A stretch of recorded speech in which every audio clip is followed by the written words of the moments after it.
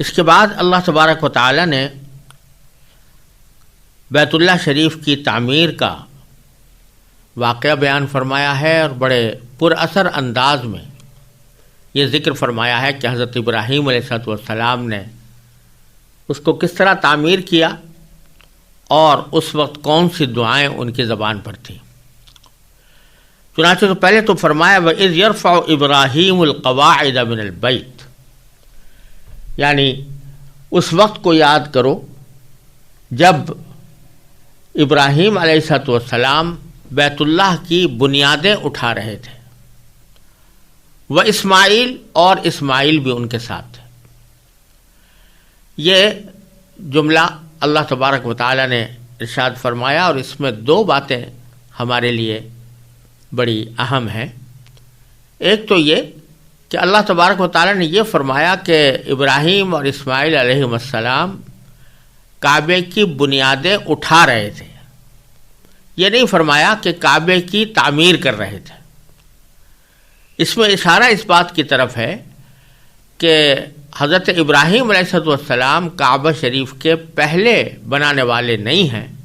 پہلے تعمیر کرنے والے نہیں ہیں۔ ایسا نہیں ہے کہ آپ سے پہلے یہاں پر کوئی بیت اللہ موجود نہ ہو، بلکہ آپ سے پہلے بھی بیت اللہ موجود تھا، اس کی بنیادیں قائم تھیں، لیکن ان بنیادوں کو چونکہ اس کے اوپر مختلف حوادث گزر چکے تھے، ان بنیادوں کے اوپر جو تعمیر تھی وہ تعمیر منہدم ہو چکی تھی، اس لیے اللہ تبارک و تعالی نے حضرت ابراہیم علیہ السلام کو یہ حکم دیا کہ وہ ان بنیادوں کے اوپر اثر نو تعمیر فرمائے۔ تو بنیادیں موجود تھیں،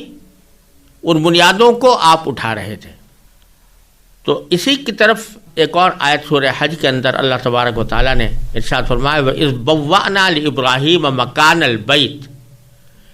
یعنی اس وقت کو یاد کرو جب ہم نے ابراہیم علیہ السلام کے لیے بیت اللہ کی جگہ متعین کر کے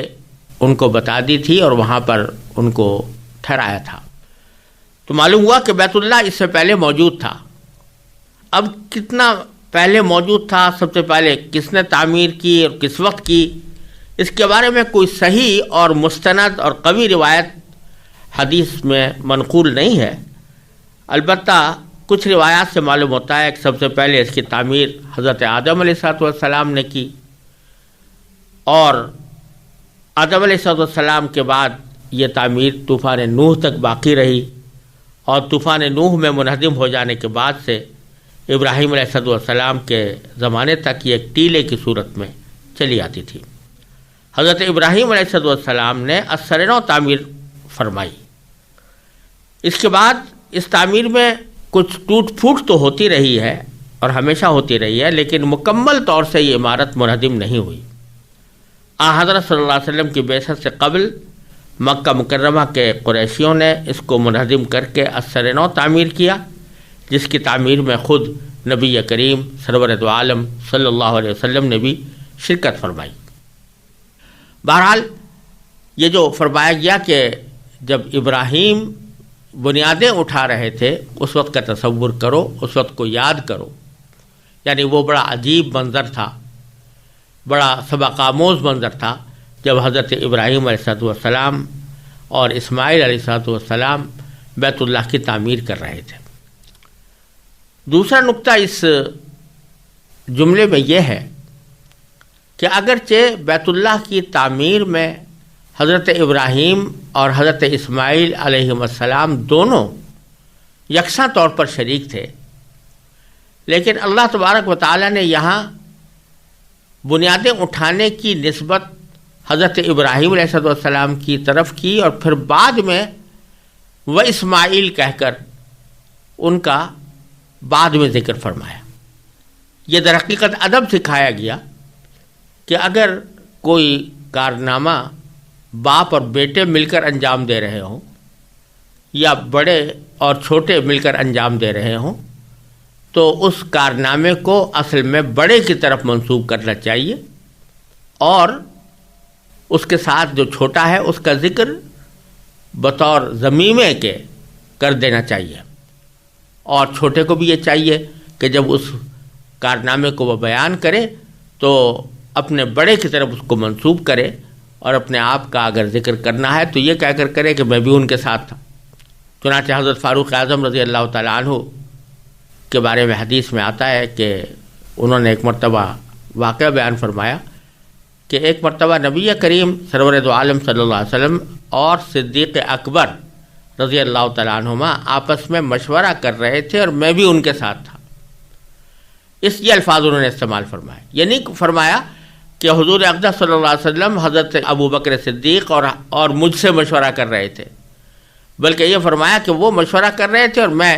ان کے ساتھ تھا، یہ ادباً فرمایا تاکہ اپنی حضرت نبی کریم صلی اللہ علیہ وسلم کے ساتھ یا صدیق اکبر کے ساتھ برابری کے دعوے کا شائبہ نہ ہو، ورنہ حقیقت تو یہی تھی کہ جب نبی کریم صلی اللہ علیہ وسلم دونوں کو بلاتے تھے تو مشورہ دونوں ہی سے ہوتا تھا، لیکن اس کا ذکر اس طرح فرمایا کہ میں بھی ان کے ساتھ تھا۔ اسی طرح اللہ تبارک و تعالیٰ نے یہاں یہ فرمایا کہ وَإِذْ يَرْفَعُ إِبْرَاهِيمُ الْقَوَاعِدَ مِنَ الْبَيْتِ وَإِسْمَاعِيلُ، اس وقت کو یاد کرو جب ابراہیم بیت اللہ کی بنیادیں اٹھا رہے تھے اور اسماعیل بھی ان کے ساتھ شریک تھے یا ان کے ساتھ شامل تھے۔ پھر اس ساری تعمیر میں نہ جانے کتنے مراحل پیش آئے ہوں گے، کہاں سے پتھر ڈھوئے گئے، کس طرح ان کو اس شکل میں ڈھالا گیا کہ وہ بیت اللہ کی تعمیر کا حصہ بن سکیں، کس طرح ان کو آپس میں جوڑا گیا، کتنی اس کی اونچائی رکھی گئی، کتنی اس کی لمبائی اور چوڑائی رکھی گئی، کس طرح اس کو مضبوط کرنے کا انتظام کیا گیا۔ یہ ساری باتیں بیت اللہ کی تعمیر سے متعلق تھی، لیکن اللہ تبارک و تعالیٰ نے ان کا ذکر نہیں فرمایا۔ اس کے بعد جس بات کا ذکر فرمایا وہ حضرت ابراہیم علیہ السلام کی وہ دعائیں ہیں جو اس موقع پر حضرت ابراہیم علیہ السلام نے کی تھیں۔ اس سے بتلانا یہ مقصود ہے کہ یہ تاریخی واقعات کہ پتھر کہاں سے ڈھوئے گئے اور کس طرح لائے گئے، کس طرح ان کو جمایا گیا، کس طرح ان کو مضبوط بنایا گیا، ان کی کوئی خاص اہمیت نہیں۔ اہمیت اس بات کی ہے کہ حضرت ابراہیم علیہ السلام یہ فریضہ کس جذبے کے ساتھ انجام دے رہے تھے، اور ان کی زبان مبارک پر اس وقت کیا کلمات تھے۔ اللہ تبارک و تعالیٰ سے انہوں نے اس موقع پر جو رشتہ جوڑا تھا، اس رشتے کے دوران کیا عرض و معروض وہ اللہ تعالیٰ سے کر رہے تھے، چنانچہ اسی پر اکتفا فرمایا اللہ تعالیٰ نے۔ اس تعمیر بیت اللہ کے سلسلے میں اس کی مادی تفصیلات کی طرف جانے کے بجائے حضرت ابراہیم علیہ السلام کی دعاؤں پر اکتفا فرمایا، چنانچہ فرمایا کہ ربنا تقبل منا انک انت السمیع العلیم۔ یعنی ابراہیم علیہ السلام ایک طرف یہ عظیم کارنامہ انجام دے رہے تھے، اور دوسری طرف ان کی زبان پر جو کلمات تھے وہ یہ تھے کہ ربنا، اے ہمارے پروردگار، تقبل منا، ہم سے یہ خدمت قبول فرما لے، انک انت السمیع العلیم، بے شک تو اور صرف تو ہی ہر ایک کی سننے والا، ہر ایک کو جاننے والا ہے۔ دل سے نکلی ہوئی حضرت ابراہیم علیہ السلام کی یہ دعا ایسی ہے کہ اس کی تاثیر کسی بھی ترجمے کے ذریعے دوسری زبان میں منتقل کرنا ایک انسان کے بس سے باہر ہے۔ لہٰذا یہاں ہم اس کی بلاغت، اس کی فصاحت، اس کی تاثیر کو اردو زبان میں منتقل کر کے نہیں دکھا سکتے، ترجمہ صرف اس کا مفہوم ہی ادا کر سکتا ہے۔ اس دعا کو اللہ تبارک و تعالیٰ یہاں پر جو نقل فرما رہے ہیں تو اس کا مقصد ایک تو یہ دکھانا ہے کہ انبیاء کرام اپنے بڑے سے بڑے کارنامے پر بھی مغرور ہونے کے بجائے اللہ تبارک و تعالیٰ کے حضور اور زیادہ عجز و نیاز کا مظاہرہ فرماتے ہیں، اور اپنے کارنامے کا تذکرہ کرنے کے بجائے اپنی ان کوتاہیوں پر توبہ مانگتے ہیں جو اس کام کی ادائیگی میں ان سے سرزد ہونے کا امکان ہو۔ یعنی کوئی اور ہوتا تو اپنے اس کارنامے کے اوپر مغرور ہوتا، اس کا سر فخر سے بلند ہوتا، اس کی گردن تنی ہوئی ہوتی کہ میں نے اتنا عظیم الشان کارنامہ انجام دیا۔ لیکن حضرت ابراہیم علیہ السلام عجز و نیاز کا مظاہرہ کرتے ہوئے فرما رہے ہیں کہ اے ہمارے پروردگار ہم سے یہ خدمت قبول فرما لے، اور یہ فرمایا کہ آپ ہی ہر بات کو سننے والے، ہر بات کو جاننے والے ہیں۔ پھر آگے فرمایا ربنا وجعلنا مسلمین لک ومن ذریتنا امۃ مسلمۃ لک، اے ہمارے پروردگار ہمیں اپنا مکمل فرما بردار بنا لے، ومن ذریتنا، اور ہماری نسل سے بھی، امۃ مسلمۃ لک، ایسی امت پیدا کر جو تیری پوری تابع دار ہو، وارنا مناسکنا، اور ہم کو ہماری عبادتوں کے طریقے سکھا دے، وتب علینا، اور ہماری توبہ قبول فرما لے، انک انت التواب، بے شک تو اور صرف تو ہی معاف کرنے کا خوگر، الرحیم، اور بڑی رحمت کا مالک ہے۔ تو یہاں اللہ تبارک و تعالیٰ سے جو عرض کی جا رہی ہے وہ یہ کہ اللہ یہ خدمت جس کی توفیق آپ نے ہی عطا فرمائی، یہ خدمت اگرچہ آپ کے مقدس گھر کی خدمت ہے، لیکن اس خدمت کا جو حق ہونا چاہیے تھا وہ ہم اس کو ادائیگی سے قاصر ہیں، لہٰذا اپنے فضل و کرم سے اس کو قبول فرما لے، اور اس کی ادائیگی میں اگر ہم سے کوئی کوتاہی ہوئی ہے تو اس کو معاف بھی فرما دے۔ اور یہ فرمایا کہ اس کا انعام کیا چاہیے؟ انعام یہ چاہیے کہ ربنا وجعلنا مسلمین لک، اے ہمارے پروردگار ہم دونوں کو اپنا مکمل فرما بردار بنا لے، اور ہماری ذریت سے بھی ایسی امت پیدا فرما جو تیری پوری تابع دار ہو۔ اور پھر بھی فرما دیا کہ وَأَرِنَا مَنَاسِكَنَا، یعنی ہم نے بیت اللہ تعمیر تو کر دیا، لیکن اس تعمیر کی آبادی در حقیقت آپ کی عبادت سے ہوگی، تو عبادت ہم کس طرح کریں اس کے طریقے بھی ہمیں سکھا دے، اور وتب علینا، ہماری توبہ بھی قبول فرما لے، انک انت التواب الرحیم۔ اور پھر اس کے ساتھ ہی حضرت ابراہیم علیہ السلام نے یہ دعا بھی مانگی، اور بڑی دور اندیشی کے ساتھ مانگی کہ اگرچہ بیت اللہ تعمیر کیا جا رہا ہے اور یہاں پر لوگ آ کر اللہ تبارک و تعالیٰ کی عبادت میں مصروف ہوں گے، لیکن کہیں ایسا نہ ہو کہ مرور زمانہ سے، یعنی زمانہ دراز کے گزر جانے سے ان لوگوں کے اندر پھر گمراہیاں پیدا ہو جائیں، پھر یہ اللہ تعالیٰ کے راستے سے ہٹ جائیں۔ لہٰذا یہاں دعا یہ فرمائی کہ اے پروردگار ان لوگوں میں جو یہاں اس بیت اللہ کے ارد گرد آباد ہوں، ان کے اندر اپنی طرف سے ایک پیغمبر بھی بھیجیے گا، اور اس سے مراد نبی کریم سرور تو عالم صلی اللہ علیہ وسلم ہے۔ وہ پیغمبر کیسا ہو، اس کے فرائض منصبی کیا ہوں، اور وہ کیا خدمات انجام دے، اس کی تفصیل اگلی آیت میں ہے۔ چنانچہ اس پیغمبر کی صفات بیان کرتے ہوئے سب سے پہلے تو یہ فرمایا کہ منہم، یعنی وہ پیغمبر جو آپ بھیجیں وہ انہی میں سے ہو، یعنی جن لوگوں کے درمیان بھیجے جا رہے ہیں انہی کے ایک فرد ہوں۔ یہ اس لیے فرمایا کہ پیغمبر اگر کسی دوسری قوم سے آ جائے، یا کسی دوسری نسل سے آ جائے، یا کسی دوسری فطرت لیے ہوئے آ جائے، تو وہ جن لوگوں کے پاس بھیجا گیا ہے ان کی نفسیات سے، ان کی فطرت سے، ان کے تقاضوں سے پوری طرح واقف نہیں ہو سکتا۔ اس لیے فرمایا کہ انہی میں سے بھیجے تاکہ ان کی نفسیات سے بھی پوری طرح واقف ہوں، ان کی ضروریات سے بھی واقف ہوں، اور وہ اپنی زندگی کا ایک نمونہ پیش کر کے لوگوں کو دکھا سکیں کہ میں بھی تم میں سے ہوں، لیکن میں اللہ تبارک و تعالیٰ کے احکام کی تعمیل کرتے ہوئے کس طرح زندگی گزار رہا ہوں، تو تمہیں بھی اسی طرح کی زندگی گزارنی چاہیے۔ پھر آگے نبی کریم سرور دو عالم صلی اللہ علیہ وسلم کی دنیا میں تشریف آوری کے مقاصد اور آپ کے فرائض منصبی، یا آج کی زبان میں آپ کے ٹرمز آف ریفرنس 4 بیان فرمائے گئے ہیں، اور یہ 4 جو فرائض منصبی بیان فرمائے گئے ہیں، یہ صرف اس جگہ نہیں بلکہ قرآن کریم میں 3 مزید مقامات پر انہی 4 فرائض منصبی کو مختلف انداز سے دہرایا گیا ہے، اور اس کو بار بار ذکر کرنے سے ان کی اہمیت کا اندازہ ہوتا ہے کہ نبی کریم سرور دو عالم صلی اللہ علیہ وسلم کو اللہ تبارک و تعالیٰ نے اس دنیا میں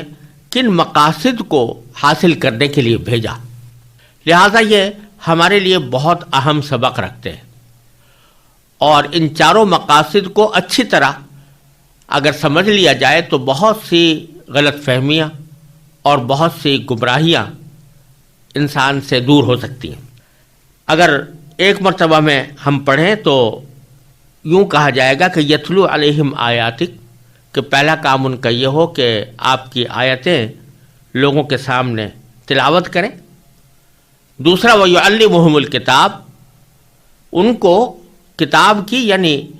آسمانی کتاب جو آپ ان پر نازل فرمائیں ان کی تعلیم دیں،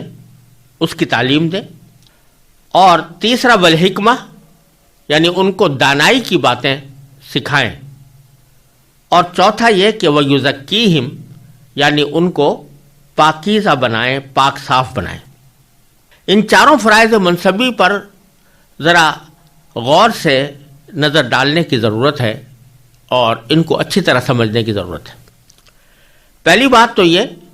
کہ پہلا فریضہ منصبی یہ بیان فرمایا گیا کہ وہ لوگوں کے سامنے قرآن کریم کی آیتوں کی تلاوت فرمائے۔ تلاوت کے معنی ہے پڑھنا، اور آیتوں کے پڑھنے کو نبی کریم سرور دو عالم صلی اللہ علیہ وسلم کی دنیا میں تشریف آوری کا ایک پہلا اور مستقل مقصد قرار دیا گیا ہے، جبکہ آگے کتاب اللہ کی تعلیم یعنی اس کے معنی سمجھانے اور اس کی تشریح کرنے کا ذکر الگ سے کیا گیا ہے۔ اس سے یہ بات معلوم ہوئی کہ قرآن کریم ایک ایسی کتاب ہے کہ جس کے صرف معنی ہی سمجھنا ضروری نہیں ہے، بلکہ اس کی لفظوں کی تلاوت بھی ایک مستقل مقصد ہے۔ اور نبی کریم سرور دو عالم صلی اللہ علیہ وسلم کو دنیا میں جو بھیجا گیا تھا ان میں پہلا مقصد یہ تھا کہ جو قرآن کریم آپ پر نازل ہوا ہے اس کی تلاوت کا طریقہ لوگوں کے سامنے بیان فرمائیں، تلاوت کر کے دکھائیں، اور اس کا مقصد یہ تھا کہ جب دوسرے لوگ آپ کی تلاوت سنیں تو پھر اسی طرح اسی انداز میں اس کی تلاوت کریں۔ اس سے 2 باتیں معلوم ہوئیں۔ ایک تو یہ کہ بعض لوگ جو یہ سمجھتے ہیں کہ قرآن کریم کی تلاوت اگر بغیر سمجھے کی جائے تو اس کا کوئی فائدہ نہیں یا وہ بے مقصد ہے، اور بعض لوگ گستاخی کر کے یہ بھی کہتے ہیں کہ بچوں کو جو قرآن کریم حفظ کرایا جاتا ہے جبکہ ان کے معنی وہ نہیں سمجھتے، تو محض الفاظ طوطے کی طرح رٹا دینے سے اس کا کیا حاصل ہے اور اس کا کوئی فائدہ نہیں۔ یہ آیت کریمہ ان کے اس خیال کی تردید کر رہی ہے کہ تلاوت آیات کو یعنی قرآن کریم کی آیتوں کے محض پڑھنے کو ایک نبی کریم سرور دو عالم صلی اللہ علیہ وسلم کا مستقل مقصد قرار دیا گیا ہے، جبکہ معنی سمجھانے کی بات آگے آ رہی ہے۔ تو معلوم ہوا کہ تلاوت بذات خود ایک مقصود ہے۔ اسی لیے احادیث میں نبی کریم سرور دو عالم صلی اللہ علیہ وسلم نے یہ ارشاد فرمایا کہ اگر کوئی شخص قرآن کریم کی تلاوت کرے تو ایک ایک حرف کے اوپر 10 نیکیاں اس کے نامہ اعمال میں لکھی جاتی ہیں۔ لہذا تلاوت قرآن سمجھ کر کرنا تو بے شک بہت اعلیٰ درجے کی چیز ہے ہی، لیکن اگر کوئی شخص پوری طرح سمجھتا نہ ہو اور بغیر سمجھے بھی تلاوت کرے تو وہ اس کے لیے ایک ثواب کا کام ہے۔ یہ دوسری کتابوں کی طرح نہیں ہے کہ جس میں صرف معنی ہی مقصود ہوتے ہیں، الفاظ مقصود نہیں ہوتے۔ یہ الفاظ اللہ تبارک و تعالیٰ کے الفاظ ہیں، یہ اللہ تعالیٰ کا کلام ہے، اور کلام اللہ تعالیٰ کی صفت ہے۔ لہٰذا یہ اللہ تبارک و تعالیٰ کی ایک عظیم صفت کا مظاہرہ ہے، اور اس صفت کا مظاہرہ ہونے کی وجہ سے ان کا صرف پڑھ لینا بھی موجب اجر و ثواب ہے، موجب خیر و برکت ہے، بلکہ ان الفاظ کے جو نقوش کتاب پر لکھے ہوئے ہیں وہ دیکھ لینا بھی ایک بہت بڑا برکت کا ذریعہ ہے۔ لہذا یہ سمجھنا کہ بغیر سمجھے تلاوت کا کوئی فائدہ نہیں، یہ اس آیت کی مخالفت ہے اور یہ آیت اس کی تردید کر رہی ہے۔ دوسری بات اس سے یہ معلوم ہوئی کہ چونکہ تلاوت بذات خود ایک مقصد ہے، لہذا آپ جو لوگوں کے سامنے تلاوت کرتے ہیں، لوگوں کو چاہیے کہ جب وہ خود تلاوت کریں تو اسی انداز سے کریں جس انداز سے نبی کریم سرور دو عالم صلی اللہ علیہ وسلم نے تلاوت فرمائی۔ اور خود رسول کریم صلی اللہ علیہ وسلم کو اللہ تبارک و تعالی نے یہ حکم دیا کہ جب حضرت جبریل امین علیہ السلام آپ کے پاس قرآن کریم لے کر آئیں اور وہ آپ کے سامنے پڑھیں تو آپ بھی اسی طرح پڑھیے جس طرح جبریل امین علیہ السلام نے آپ کے سامنے پڑھا تھا۔ چنانچہ سورہ قیامہ میں اللہ تبارک و تعالی نے نبی کریم سرور دو عالم صلی اللہ علیہ وسلم کو خطاب کرتے ہوئے ارشاد فرمایا کہ فَإِذَا قَرَأْنَاهُ فَاتَّبِعْ قُرْآنَهُ، یعنی جب ہم تلاوت کریں، اور ہم تلاوت کرنے سے مراد یہ ہے کہ جب ہماری طرف سے جبریل امین علیہ السلام آ کر آپ کے سامنے قرآن پڑھیں تو فَاتَّبِعْ قُرْآنَهُ، تو پھر ان کے پڑھنے کی طریقے کی اتباع کیجئے، یعنی جس طرح وہ پڑھ رہے ہیں اس طرح آپ بھی پڑھیے۔ ثُمَّ إِنَّ عَلَيْنَا بَيَانَهُ، پھر ہماری ذمہ داری ہے کہ ہم اس کے معنی بھی آپ کو سمجھائیں گے، اس کے معارف سے بھی آپ کو باخبر کریں گے۔ لیکن جہاں تک تلاوت کا تعلق ہے تو جس طرح جبریل امین آپ کے سامنے تلاوت کر رہے ہیں تو آپ بھی اسی طرح تلاوت کریں۔ تو نبی کریم صلی اللہ علیہ وسلم اس طرح تلاوت فرماتے تھے جس طرح جبریل امین علیہ السلام نے آپ کے سامنے تلاوت کی۔ اور پھر امت کو بھی حکم یہ ہے کہ جب وہ قرآن کریم کی تلاوت کرے تو اسی طرح کرے جس طرح نبی کریم سرور دو عالم صلی اللہ علیہ وسلم نے تلاوت فرمائی۔ اور اس امت محمدیہ علی صاحب الصلاۃ والسلام کی ایک بہت بڑی محبت اور عشق کا ایک تقاضا ہے اور اس کا مظاہرہ ہے کہ اس امت نے نبی کریم صلی اللہ علیہ وسلم کی تلاوت کے طریقے کو نہ صرف محفوظ رکھا بلکہ اس کو ایک مستقل علم کی بنیاد بنا دیا۔ وہ علم تجوید کہلاتا ہے۔ تجوید کے معنی ہے قرآن کریم کو اچھی طرح پڑھنا، یعنی اس طرح پڑھنا جس طرح نبی کریم سرور دو عالم صلی اللہ علیہ وسلم نے پڑھا۔ یہ علم تجوید ایسا علم ہے کہ جس کی کوئی نظیر کسی دنیا کی زبان، کسی مذہب و ملت میں موجود نہیں، اور وہ اسی لیے ایجاد کیا گیا، اسی لیے اس کو وضع کیا گیا کہ قرآن کریم کی تلاوت اس طرح کی جائے جس طرح نبی کریم صلی اللہ علیہ وسلم نے فرمائی۔ اور اس میں یہ بات واضح طریقے پر بتا دی گئی کہ کون سا حرف کس جگہ سے نکلے گا اور کس طرح اس کو ادا کیا جائے گا۔ غالباً دنیا کی کسی بھی زبان میں ایسا کوئی علم موجود نہیں ہے کہ جس میں یہ تفصیل بتائی گئی ہو کہ اس زبان کا فلاں حرف منہ کے کس حصے سے نکلے گا اور کس حصے سے نکالا جائے تو وہ درست ہوگا اور کون سے حصے سے نکالا جائے تو غلط ہوگا۔ ایسا کوئی علم کم از کم میرے علم میں نہیں ہے کہ دنیا کی کسی اور زبان میں ہو۔ لیکن چونکہ امت محمدیہ علیہ صاحب الصلاۃ والسلام کو تلاوت کا حکم دیا گیا تھا اور تلاوت میں نبی کریم صلی اللہ علیہ وسلم کی طریقے کی اتباع کا حکم دیا گیا تھا، اس واسطے اس امت نے قرآن کریم میں جتنے حروف استعمال ہوئے ہیں ان میں سے ہر حرف کے ادائیگی کا مکمل طریقہ باقاعدہ فن کی صورت میں محفوظ کر دیا۔ اس میں مذکور ہے کہ با کہاں سے نکلے گی، سا کہاں سے نکلے گی، سین اور سا میں کیا فرق ہوگا، سین اور صاد میں کیا فرق ہوگا، زال اور زا میں کیا فرق ہوگا، اور ضا اور ضاد میں کیا فرق ہوگا، کس کس طریقے سے ان کو نکالا جائے گا، کس طرح ان کو ادا کیا جائے گا۔ یہ ساری تفصیلات علم تجوید کے اندر موجود ہیں، اور وہ علم تجوید در حقیقت صحابہ کرام رضی اللہ تعالی عنہم نے نبی کریم صلی اللہ علیہ وسلم سے سیکھا، اور صحابہ کرام سے تابعین نے، تابعین سے تبع تابعین نے، اور اسی طرح وہ سینہ بسینہ ہم تک چلا آیا ہے، جس کے نتیجے میں اس کی عملی مشق بھی تجوید کے اندر کرائی جاتی ہے۔ اور یہ ہر مسلمان کے ذمے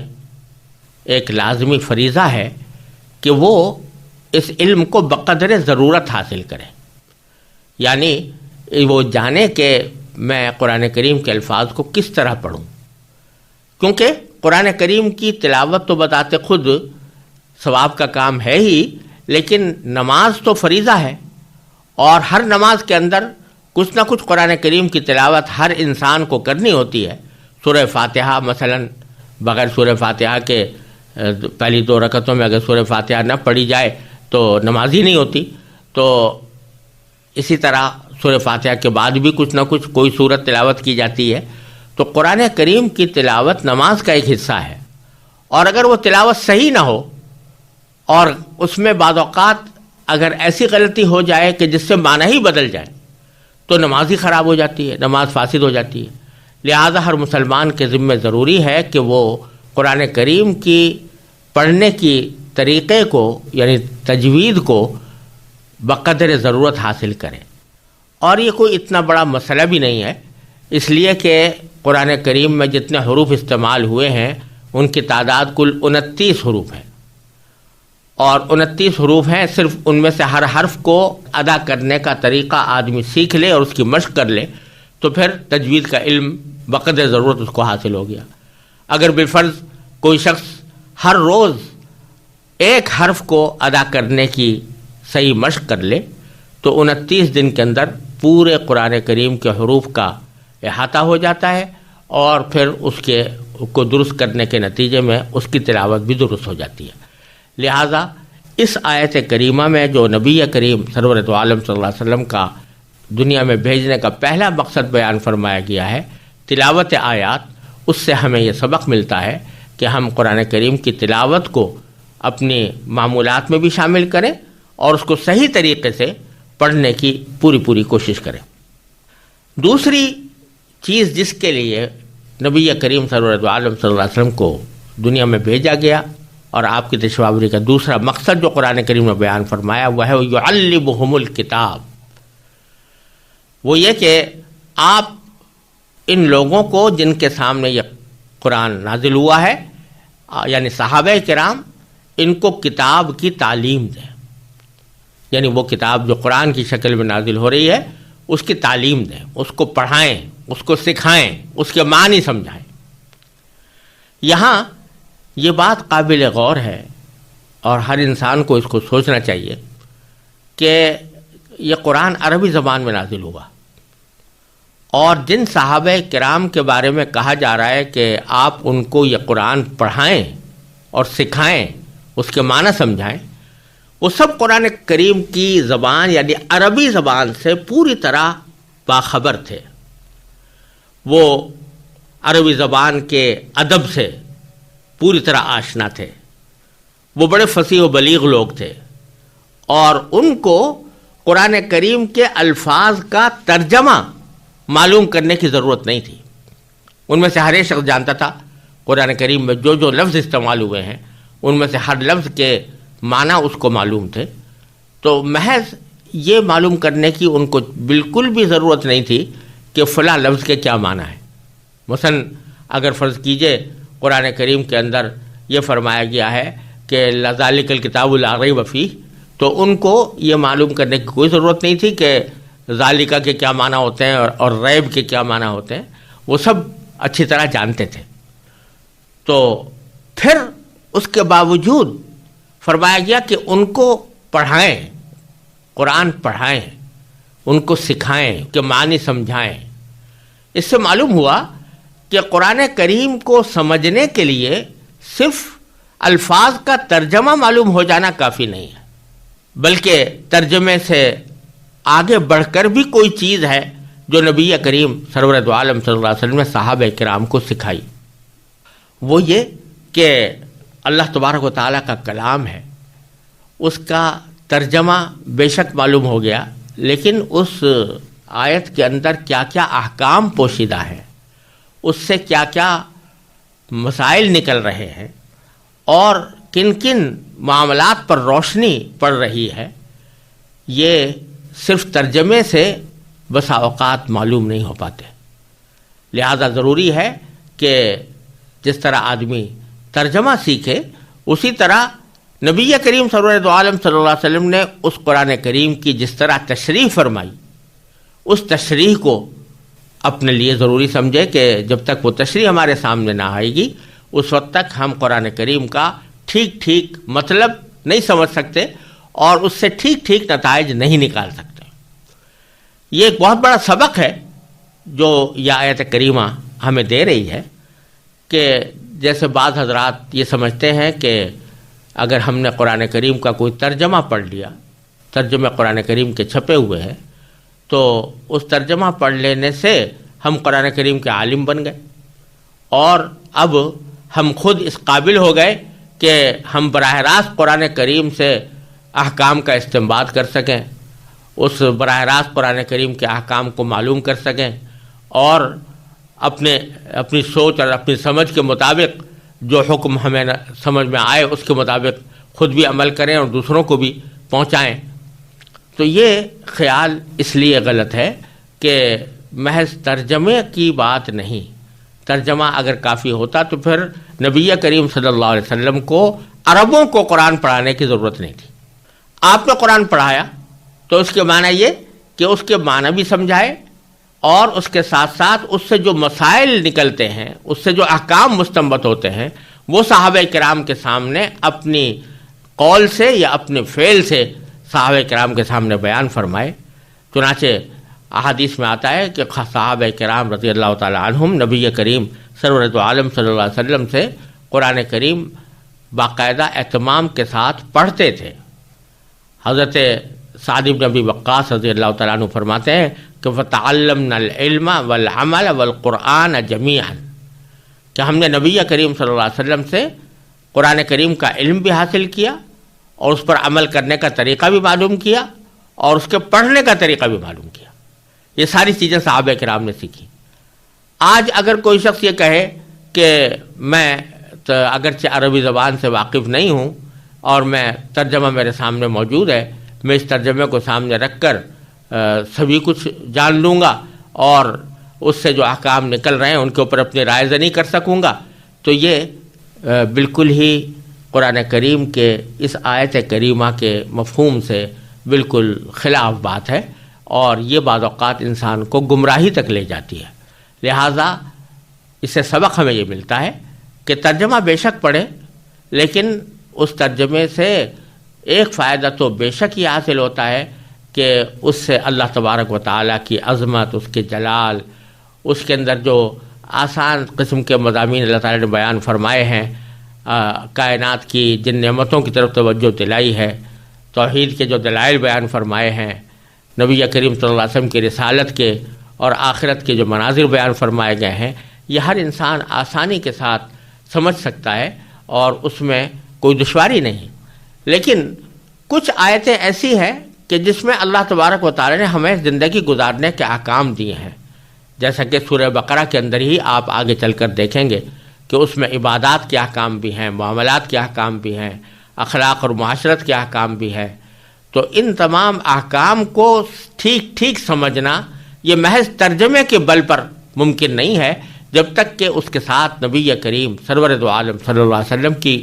کی ہوئی تشریحات موجود نہ ہوں۔ لہٰذا اس آیت سے یہ بھی معلوم ہوا کہ قرآن کریم کو ٹھیک ٹھیک سمجھنا اور اس سے صحیح نتائج نکالنا یہ محض ترجمے سے نہیں ہو سکتا جب تک کہ کوئی معلم اس کی تعلیم نہ دے۔ پھر تیسرا مقصد جو نبی کریم سرور دو عالم صلی اللہ علیہ وسلم کے دنیا میں تشریف لانے کا بیان فرمایا گیا وہ ہے والحکمہ، یعنی یہ لوگوں کو حکمت کی تعلیم دے۔ حکمت کے لغوی معنی دانائی کی بات کے آتے ہیں، کوئی بھی سمجھداری کی بات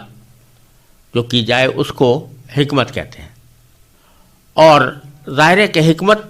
کا تعلق انسان کی عقل سے ہوتا ہے کہ اگر وہ اس کی عقل صحیح ہے تو وہ حکمت کی بات کہتا ہے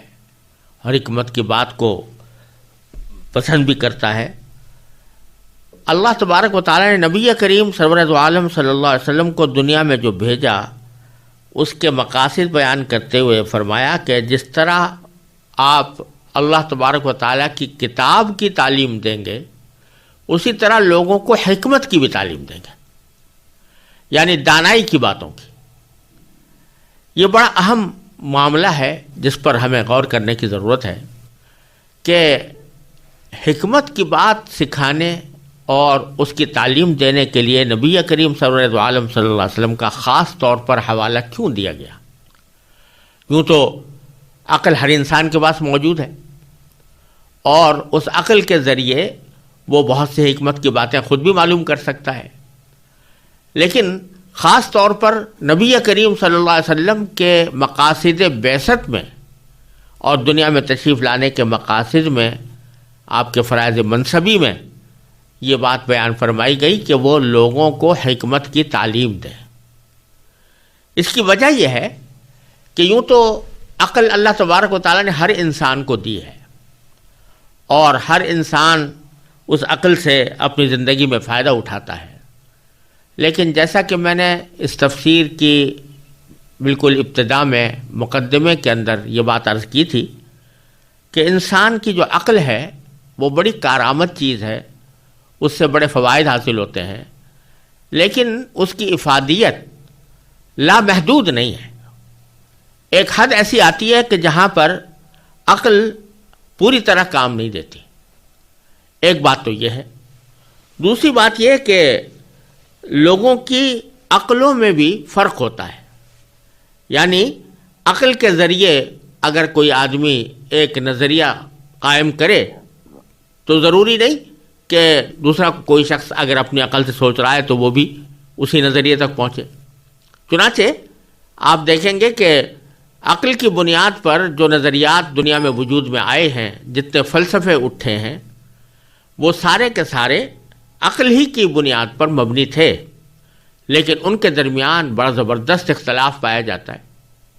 ایک شخص کی عقل اس کو ایک نتیجے تک پہنچا رہی ہے اور دوسرے شخص کی عقل اس کو دوسرے نتیجے تک پہنچا رہی ہے۔ اسی وجہ سے فلسفیوں میں اختلافات ہوئے ہیں اور اسی وجہ سے نظریات مختلف وجود میں آئے ہیں۔ وہ اس لیے کہ عقل کی رہنمائی لامحدود نہیں ہے اور ہر انسان کی عقل دوسرے انسان کی عقل سے کچھ نہ کچھ مختلف ہوتی ہے، لہٰذا کوئی ایسا معیار ہونا چاہیے کہ جس کی بنیاد پر یہ فیصلہ کیا جا سکے کہ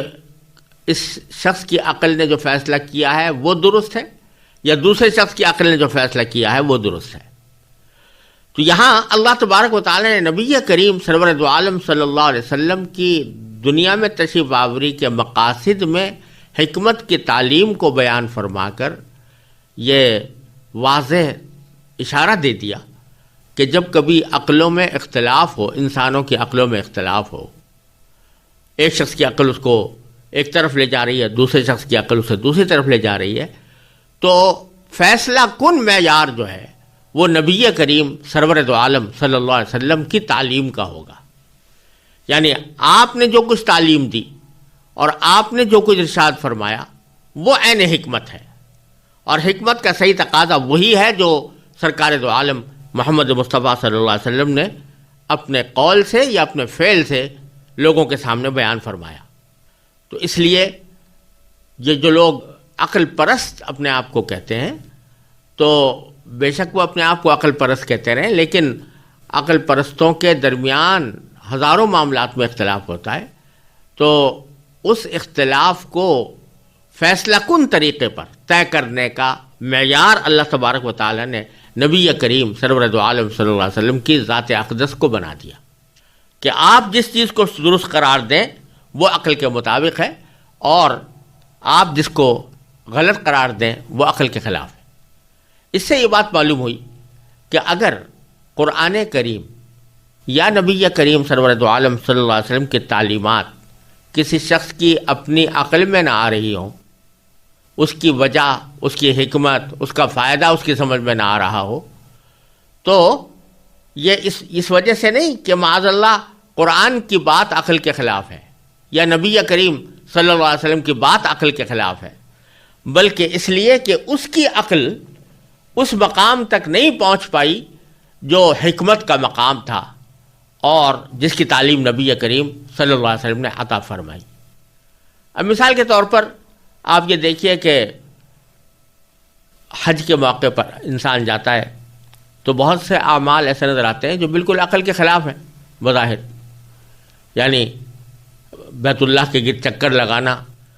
ایک شیطان جیسا ایک ستون کھڑا کر کے اس کے اوپر کنکریاں مارنا وغیرہ،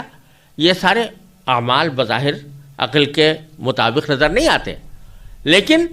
جب اللہ تبارک و تعالیٰ نے وہ مقرر فرما دیے اور نبی کریم سرور دو عالم صلی اللہ علیہ وسلم نے اس کا طریقہ بتا دیا، اس کو لازمی قرار دے دیا، تو اب وہی عین عقل کا تقاضا ہے۔ اب اگر کوئی شخص اپنی عقل کی بنیاد پر یہ کہے کہ بھی میری تو اس سمجھ میں نہیں آتا کہ 30 لاکھ انسان وہ 3 دن کے اندر ایک جگہ سے دوسری جگہ منتقل ہوتے چلے جائیں، تو یہ اس کی عقل کا قصور ہوگا، یہ اس حکم کے اندر کوئی قصور نہیں۔ یا مثلا اگر نبی کریم سرور دو عالم صلی اللہ علیہ وسلم نے قرآن کریم کے ذریعے یا اپنی وحی غیر مطلوع کے ذریعے کسی چیز کو حرام قرار دے دیا اور کسی انسان کی عقل میں اس کی وجہ نہیں آ رہی کہ یہ کیوں حرام قرار دیا گیا، تو یہ در حقیقت اس وجہ سے نہیں کہ وہ حرام قرار دینا عقل کے خلاف تھا، بلکہ اس وجہ سے کہ اس کی عقل وہاں تک نہیں پہنچ پائی۔ تو اگر اس بات پر انسان غور کرے تو بہت سے مسائل جس کے اندر خاص طور سے آج کے دور میں لوگوں کو غلطی لگتی ہے، وہ اس بنا پر لگتی ہے کہ وہ ان کے ذہن میں خیال پیدا ہوتا ہے کہ یہ حکم کیوں دیا گیا۔ مثلا کوئی جب سود کی حرمت کا ذکر آتا ہے کہ سود حرام ہے، تو فوراً آج کے لوگ یہ سوال کرنا شروع کر دیتے ہیں کہ کیوں حرام ہے، یا شراب حرام ہے تو کیوں حرام ہے، خنزیر حرام ہے تو کیوں حرام ہے۔ تو وہ اس وجہ سے کہ ان کی عقل میں اس کی حرمت کی حکمت نہیں آ رہی، اس حرمت کی وجہ اور اس کا فائدہ سمجھ میں نہیں آ رہا، اس واسطے وہ انکار کرنا شروع کر دیتے ہیں۔ قرآن کریم یہ کہتا ہے کہ حکمت وہ ہے جو نبی کریم سرور دو عالم صلی اللہ علیہ وسلم نے سکھائی ہو، لہذا اگر تمہاری عقل کسی جگہ اس حکمت کے بات کے خلاف جا رہی ہو تو پھر قصور اس بات کا نہیں ہے، بلکہ قصور تمہاری اپنی عقل اور سمجھ کا ہے۔ حقیقی حکمت اور سمجھ وہ ہے جو نبی کریم سرور دو عالم صلی اللہ علیہ وسلم نے تلقین فرمائی۔ یہ ایک اہم بات ہے جس کی وجہ سے کتاب کے ساتھ حکمت کا بھی ذکر فرمایا گیا۔ اور جب یہ بات معلوم ہو گئی کہ اللہ کی کتاب بھی نبی کریم صلی اللہ علیہ وسلم کی تعلیم کے بغیر پوری طرح سمجھ میں نہیں آ سکتی، یعنی خاص طور سے احکام کا حصہ وہ آپ کی تشریح کے بغیر سمجھ میں نہیں آ سکتا، اور یہ بات بھی معلوم ہو گئی کہ حکمت وہی ہے جو نبی کریم صلی اللہ علیہ وسلم نے بیان فرمائی اور لوگوں کو سکھائی، اور بہت سی باتیں ایسی ہیں جو بعض انسانوں کی سمجھ میں نہیں آئیں گی لیکن نبی کریم صلی اللہ علیہ وسلم نے ارشاد فرمائی ہے، لہٰذا وہی حکمت ہوں گی۔ جب یہ بات سمجھ میں آ گئی تو اس سے خود بخود یہ نتیجہ نکلتا ہے کہ دین کو سمجھنے کے لیے اور دین کے صحیح احکام اور تعلیمات تک پہنچنے کے لیے جس طرح قرآن ضروری ہے، اسی طرح نبی کریم سرور دو عالم صلی اللہ علیہ وسلم کی سنت بھی ضروری ہے۔ اور سنت کے معنی ہے حضور اقدس صلی اللہ علیہ وسلم کے اقوال، آپ کے ارشادات یا آپ کے افعال، یعنی جو کام آپ نے کیے، اور آپ کی زندگی کا پورا طرز عمل، وہ سنت کہلاتا ہے۔ تو جس طرح قرآن ضروری ہے تو قرآن ہی یہ بتا رہا ہے کہ جس طرح قرآن ضروری ہے، اس کی تلاوت ضروری ہے، اس کو سمجھنا ضروری ہے، اسی طرح نبی کریم صلی اللہ علیہ وسلم نے جو اس کی تعلیم دی، اس تعلیم اور تشریح کو سمجھنا بھی ضروری ہے، اس کو جاننا بھی ضروری ہے۔ اور جن حکمت کی باتوں کی تعلیم دی تو ان حکمت کی باتوں کو سمجھنا بھی ضروری ہے، اور یہ جب ضروری ہے تو یہ اس کے بغیر سمجھ میں نہیں آ سکتی کہ جب تک نبی کریم صلی اللہ علیہ وسلم کی احادیث اور سیرت ہمارے سامنے نہ ہو۔ تو اس وجہ سے خود قرآن کا تقاضا یہ ہے کہ نبی کریم صلی اللہ علیہ وسلم کی سیرت اور سنت، اس کو بھی دین کا لازمی حصہ اور شریعت کا ایک بنیادی ماخذ قرار دیا جائے۔ یہاں بعض لوگ یہ شبہ پیدا کرتے ہیں کہ قرآن تو ہمارے پاس تواتر کے ساتھ اس طرح پہنچا ہے کہ اس کے ایک حرف، ایک نقطے، ایک شوشے میں کوئی تبدیلی نہیں ہوئی، لیکن نبی کریم صلی اللہ علیہ وسلم کی سنت جو احادیث کی شکل میں ہم تک پہنچی ہے، وہ اتنے تواتر کے ساتھ نہیں آئی، اور اس کے اندر احتمال ہے کہ وہ اپنی اصل شکل میں محفوظ نہ رہی ہو۔ اور اس شبے کی وجہ سے ہم ایک مشتبہ چیز پر کیسے عمل کریں. لیکن پہلی بات تو یہاں یہ سمجھنے کی ہے کہ اگر واقعتاً اس آیت کریمہ کا تقاضا یہ ہے کہ انسان کا دین قرآن کے ساتھ سنت کے بغیر مکمل نہیں ہو سکتا، اور دوسری طرف اللہ تبارک و تعالیٰ نے ایک طرف تو نبی کریم صلی اللہ علیہ وسلم کی سنت کو ایک لازمی حصہ دین کا قرار دے دیا، اور دوسری طرف اس سنت کو محفوظ رکھنے کا کوئی انتظام نہیں فرمایا، تو یہ تو اللہ تبارک و تعالیٰ کی حکمت بالغہ اور قدرت بالغہ کے اوپر اعتراض ہوگا کہ ایک طرف آپ یہ فرما رہے ہیں کہ ہم نے حضور کو اس لیے بھیجا تاکہ قرآن سکھائیں اور حکمت سکھائیں، اور یہ قرآن اور حکمت کی ضرورت صرف صحابہ کرامی کو نہیں تھی، قیامت تک آنے والے تمام انسانوں کو تھی. آپ کی تعلیم کے لیے، انسانوں کی تعلیم کے لیے آپ کو بھیجا گیا، اور پھر جو تعلیم آپ نے دی اور جو حکمت آپ نے سکھائی اس کو محفوظ رکھنے کا اللہ تعالیٰ نے کوئی انتظام نہیں کیا،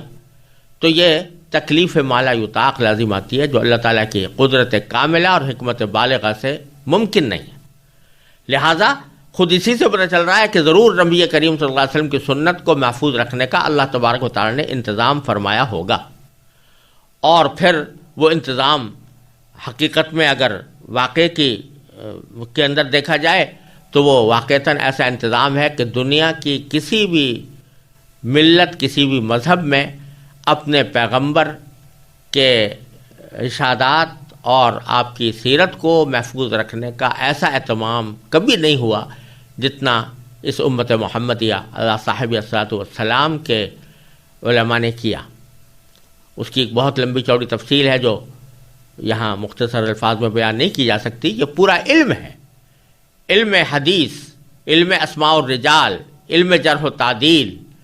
احادیث کو چھان پھٹک کرنے کا، اس کو تنقید کی چھلنیوں میں چھان کر اس میں سے دودھ کا دودھ اور پانی کا پانی الگ کر دینا، یہ محدثین کا بہت بڑا عظیم کارنامہ ہے جو اللہ تبارک و تعالیٰ نے ان سے لیا. اسی لیے لیا تاکہ قیامت تک آنے والے انسانوں کے لیے جس طرح قرآن محفوظ رہے اس طرح نبی کریم صلی اللہ علیہ وسلم کی سنت بھی محفوظ رہ کر ان تک پہنچے اور وہ اس سے رہنمائی حاصل کریں. پھر آخری اور چوتھا مقصد بیان یہ فرمایا گیا کہ نبی کریم صلی اللہ علیہ وسلم کو اس لیے بھیجا جائے کہ یزکیہم، وہ ان کو پاک صاف بنائے. یزکی یہ فعل ہے اور اس کا مصدر ہے تزکیہ، اور عربی زبان میں تزکیہ کے معنی ہوتے ہیں کسی بھی چیز کو پاک صاف کر دینا. کسی چیز پر کوئی میل لگ گیا ہے تو اس کو ہٹا دینا، کوئی چیز ناپاک ہو گئی ہے تو اس کو دھو کر پاک کر لینا، اس کو تزکیہ کہتے ہیں. یہاں قرآن کریم نے اس تزکیے کو نبی کریم سرور عالم صلی اللہ علیہ وسلم کی دنیا میں تشریف آوری کا آخری مقصد قرار دیا. یہاں دیکھنے کی بات یہ ہے کہ پہلے 3 مقاصد جو بیان کیے گئے ہیں بظاہر تو وہ انسان کی تعلیم کے لیے کافی ہونے چاہیے. یعنی حضور نے تلاوت بھی کر دی، تلاوت کا طریقہ بھی سکھا دیا، کتاب یعنی قرآن کے معانی کی تعلیم بھی دے دی، اور اس سے جو احکام نکل رہے ہیں ان کی وضاحت بھی فرما دی، اور حکمت بھی سکھا دی کہ کون سی بات حکمت کی ہے. یہ سارے کام ہو گئے تو بظاہر تعلیم تو مکمل ہو گئی. اب چوتھی چیز کی کیا ضرورت ہے؟ یہ جو فرمایا گیا کہ ان کو پاک صاف کریں، تو یہ در حقیقت ایک عظیم حقیقت کی طرف اللہ تبارک و تعالی نے رہنمائی فرمائی ہے. وہ یہ کہ یہ تزکیے سے مراد ہے عملی تربیت. ایک تو کسی چیز کا علم حاصل ہو جانا ہوتا ہے اور ایک اس کی عملی تربیت ہوتی ہے. ایک شخص نے فرض کیجیے نظریاتی طور پر دوسرے کو علم طب پڑھا دیا کہ کس طرح کون سی بیماریاں ہوتی ہیں، ان کا علاج کیا ہوتا ہے، اس کے کیا کیا طریقے ہیں، یہ ساری تفصیل اس کو پڑھا دی. لیکن صرف پڑھ لینے سے وہ ڈاکٹر نہیں بن جائے گا، صرف پڑھ لینے سے وہ علاج کا طریقہ نہیں سیکھ لے گا. اس کے لیے ضروری ہے کہ کچھ عرصے کسی ماہر کی صحبت میں رہ کر اس کی ٹریننگ حاصل کرے، تربیت حاصل کرے۔ چنانچہ ساری دنیا میں رواج ہے کہ اگر کسی شخص نے میڈیکل سائنس کی تعلیم حاصل کی ہے تو صرف اس کی ڈگریاں حاصل کر لینے سے بات نہیں بنتی،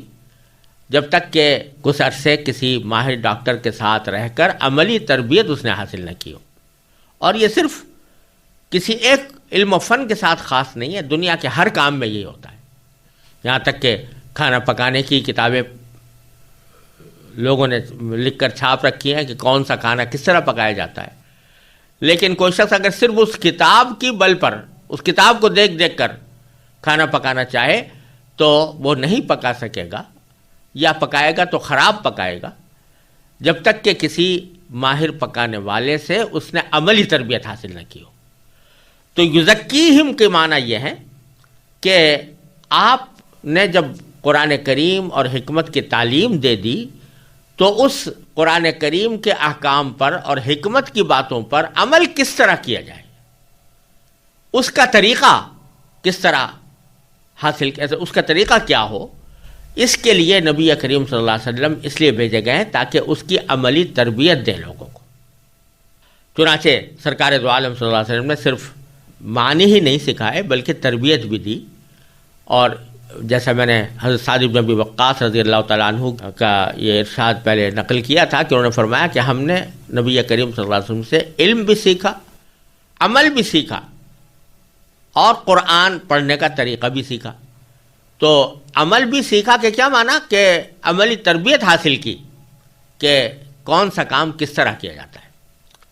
اس میں ایک عملی تربیت تو ظاہری افعال کی ہوتی ہے، مثلا نماز، کہ نماز کس طرح پڑھی جائے، تو سرکار دو عالم صلی اللہ علیہ وسلم نے نماز پڑھ کے دکھائی اور فرمایا صلو کما رأیتمونی اصلی، اسی طرح پڑھو جیسے کہ تم نے مجھے پڑھتے ہوئے دیکھا۔ یہ عملی تربیت ظاہری افعال کی ہو رہی ہے۔ روزہ رکھا آپ نے تو عملی تربیت اس کی دے دی، حج فرمایا تو حج کی عملی تربیت دے دی۔ لیکن کچھ اعمال ایسے ہیں اور کچھ احکام ایسے ہیں کہ جو ظاہری اعمال سے یا ظاہری افعال سے تعلق نہیں رکھتے۔ مثلا قرآن کریم فرماتا ہے جگہ جگہ کہ اللہ تعالیٰ کا شکر ادا کرو، شکر کرو، صبر کرو۔ تکبر اللہ تعالیٰ کو پسند نہیں ہے، حسد اللہ تعالیٰ کو پسند نہیں ہے، بغض اللہ تعالیٰ کو پسند نہیں ہے۔ اب یہ چیزیں ایسی ہیں کہ تکبر ہو یا حسد ہو یا بغض ہو، یہ ایسی خرابیاں ہیں اور ایسے گناہ ہیں کہ ان کا تعلق ظاہری اعضاء سے نظر نہیں آتا، یہ انسان کے دل کی بیماریاں ہیں۔ ان دل کی بیماریوں کو جب نکالا جائے تو اس کا نام تزکیہ ہے۔ یعنی ایک شخص کے دل میں فرض کیجئے تکبر تھا، اور نبی کریم صلی اللہ علیہ وسلم نے اپنی عملی تربیت کے ذریعے اس کے دل سے تکبر نکال پھینکا، تو گویا تکبر کا جو میل کچیل اس کے دل کے اندر جمع ہوا تھا، سرکار دو عالم صلی اللہ علیہ وسلم نے اس کو صاف کر دیا۔ اسی طرح ایک بیماری، ایک بہت بڑی عظیم بیماری ہوتی ہے دنیا کی محبت، کہ دنیا کو انسان آخرت کے اوپر ترجیح دینے لگے، یا شہرت کی محبت کہ میری شہرت ہو جائے، یا ریاکاری کہ میں جو کام کرے وہ نام و نمود کی خاطر کرے۔ تو یہ بیماریاں بھی دل کی بیماریاں ہیں، اور نبی کریم سرور دو عالم صلی اللہ علیہ وسلم نے ان بیماریوں کو عملاً دور کیا اور ان بیماریوں سے صحابہ کرام کو پاک کیا۔ چنانچہ ریاکاری کے بجائے ان کے اندر اخلاص پیدا فرمایا، تکبر کے بجائے ان کے اندر تواضع پیدا فرمائی، حسد کے مقابلے میں ان کے دلوں میں ایثار پیدا فرمایا۔ یہ ساری جو برائیاں ہیں وہ دلوں سے نکال کر ان میں اچھائیاں پیدا کرنا، اس کا نام تزکیہ ہے۔ اور اسی تزکیے کو در حقیقت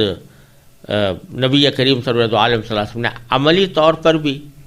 کر کے دکھایا، اور پھر صحابہ کرام کا تزکیہ کرنے کے بعد صحابہ کرام نے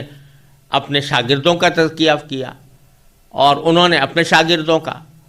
اور یہ سلسلہ نبی کریم صلی اللہ علیہ وسلم کے وقت سے آج تک اس طرح چلا آتا ہے۔